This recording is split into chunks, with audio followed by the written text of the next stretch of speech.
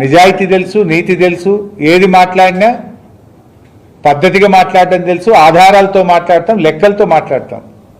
రేవంత్ రెడ్డి లాగా బట్టగాల్చి మీదేమో అబద్ధాలు మాట్లాడి పబ్బం గడుపుకునేం మాకు ఇంత వంట లేదు.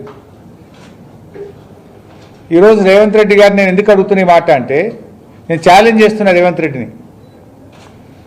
నువ్వు 24 గంటల ఉచిత విద్యుత్తు ఈ తెలంగాణ రాష్ట్ర రైతాంగానికి ఇస్తేనే ఓటు అడుగుతా అని చెప్పు దమ్ముంటే, లేకపోతే ఓటు అడగను అని చెప్పు నీకు దమ్ముంటే.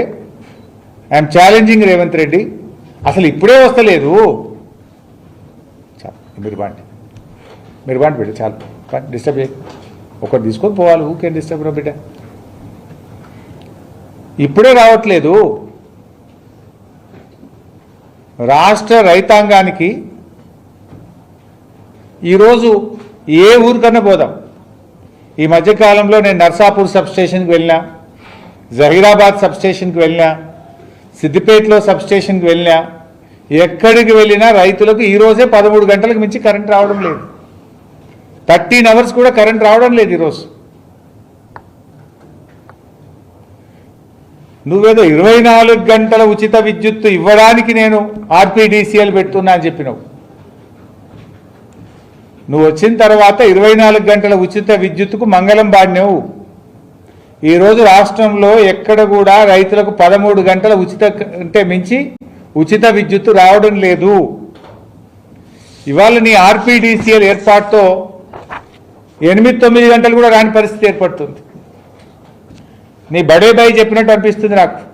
ఇలా గుజరాత్లో కేవలం రైతులకు 7 గంటల కరెంటే వస్తుంది. కాంగ్రెస్ పాలిస్తున్న కర్ణాటకలో 8 గంటల కరెంటు మాత్రమే వస్తుంది. రేపు తెలంగాణలో కూడా అదే జరగబోతా ఉంది.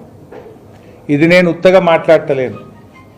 మొన్న ఆర్పీడీసీఎల్ ఏర్పాటు సందర్భంగా ఇది రాష్ట్ర ప్రభుత్వం ఇచ్చిన జీవో నంబర్ 8. ఆర్పీడీసీఎల్ ఏర్పాటు చేసేటప్పుడు రాష్ట్ర ప్రభుత్వం ఇచ్చిన ఇది జీవో నంబర్ 8. ఈ జీవో కూడా ప్రజలకు మీ అందరికీ కూడా అందుబాటులో పెడతా. ఈ జీవోలో ఏం చెప్పింది ప్రభుత్వం అంటే, energy department TGRPDCL formation of 3rd discom approval అని కింద ఏం చెప్తారు ఇలా,